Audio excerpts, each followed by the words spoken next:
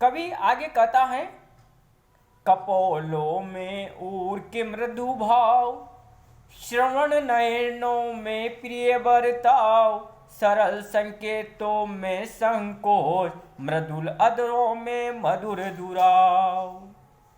कवि पुनः उसी सुंदरी किशोरी के रूप सौंदर्य का वर्णन करते हुए कहता है कि कपोलों में ऊर के मृदु भाव, कि उस युवती के कपोलों पर हृदय के कोमल भाव स्वतः ही झलक जाते थे।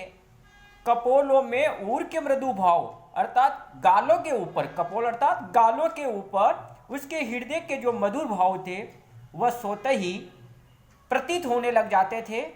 श्रवण नयनों में प्रिय व्रताओ, और नेत्रों एवं कानों में, श्रवण यानी कानों में, नयनों यानी नेत्रों में, कानों और नेत्रों में परस्पर प्रिय व्यवहार सा रहता था, प्रिय व्रताओ दिखाई देता था। अर्थात जैसे नेत्रों से देखती थी वैसे ही वह कानों से भी बातें सुना करती थी। कवि आगे कहता है कि सरल संकेतों में संकोच, उस युवती के, उस किशोरी के जो सरल संकेत थे उनमें संकोच का भाव विद्यमान रहता था, और सुकुमार अधरों में, मृदुल अधरों में, मृदुल अर्थात कोमल अधरों में, होठों पर हमेशा मधुर दुराव अर्थात जो मधुर चेष्टाएं थी, मधुर कलाएं थी वह विद्यमान रहती थी। अर्थात उसके अधरों के ऊपर हमेशा मधुर मुस्कान, मधुर चेष्टाएं, मधुर कलाएं विद्यमान रहती थी। किशोरी नायिका की सभी चेष्टाओं का यहाँ पर कवि ने जो मादकतापूर्ण चित्रण किया है वह निश्चित रूप से छायावाद की परिपाटी से युक्त श्रृंगार रस का ज्वलंत उदाहरण है।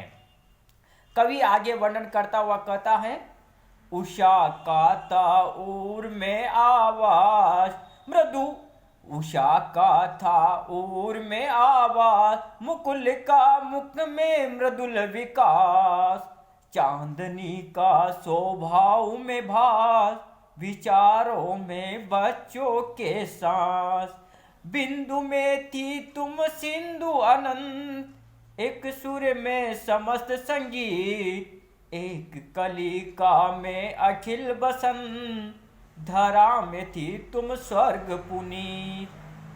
कवि उस सुंदरी के शरीर की चेष्टाओं का एवं नक्शिक सौंदर्य का वर्णन करते हुए उसके प्रति अनुराग भाव प्रकट करता हुआ कहता है कि उस सुंदरी किशोरी के हृदय में उषा का था उर में आवाज, उसके हृदय में प्रातःकालीन अरुण आभा के समान सुकोमल अनुराग भाव विद्यमान था। जिस प्रकार से प्रातःकाल उषा के आगमन के साथ ही आकाश और प्रकृति में मधुरता का, कोमलता का संचार हो जाता है, उसी प्रकार से उस किशोरी के हृदय में हमेशा अनुराग भाव विद्यमान रहता था। मुकुल का मुख में मृदुल विकास, उसके मुख में सदा मंद मधुर आस रहता था। मुकुल का मुख में मृदुल विकास, जो कि विकसित होने वाली मुकुल अर्थात कलियों के समान दिखाई देता था। उसके मुख पर हमेशा मुस्कान बिखरी रहती थी, हास्य भाव विद्यमान रहता था, वह मंद मंद मुस्कुराती रहती थी जैसे मानो कोई कलियां खिल रही हो। चांदनी का स्वभाव में भास, और उसके स्वभाव में चांदनी के समान शुभ्रता एवं शीतलता का आभास होता था। उसका जो स्वभाव था, उसका जो चरित्र था, व्यवहार था, उसकी जो आदतें थी वह बिल्कुल चंद्रमा के समान शीतलता प्रदान करने वाली थी। इसी प्रकार से विचारों में बच्चों के साथ उसके विचार एवं मनोभाव सुकोमल बुद्धि वाले बालकों के समान सरलता सहजता से युक्त थे। अर्थात उसमें कहीं भी छलावा, धोखेबाजी, बेईमानी दिखाई नहीं देती थी। बिंदु में थी तुम सिंधु अनंत। अगर उस किशोरी के बारे में कहा जाए तो कवि कहता है कि वह एक बिंदु में भी असीम सागर के समान गहन गंभीर थी, और एक सुर में समस्त संगीत, और उसके एक सुर में अर्थात उसकी वाणी की लय में संगीत के समान समस्त मधुरताएं विद्यमान रहती थी। कवि आगे कहता है कि एक कलिका में अखिल बसंत, कि उस नायिका को देखने पर ऐसा लगता था जैसे मानो एक ही कलिका के अंदर सारा का सारा बसंत समाया हुआ हो। धरा में थी तुम स्वर्ग पुनीत। कवि कहता है कि इस धरती पर वह पवित्र स्वर्ग के समान आह्लाददायिनी अर्थात आनंद देने वाली थी। रूप शोभा मनोभावों एवं नक्शिक के स्वाभाविक विकास से वह सुंदरी अनुपम अनिंद्य थी।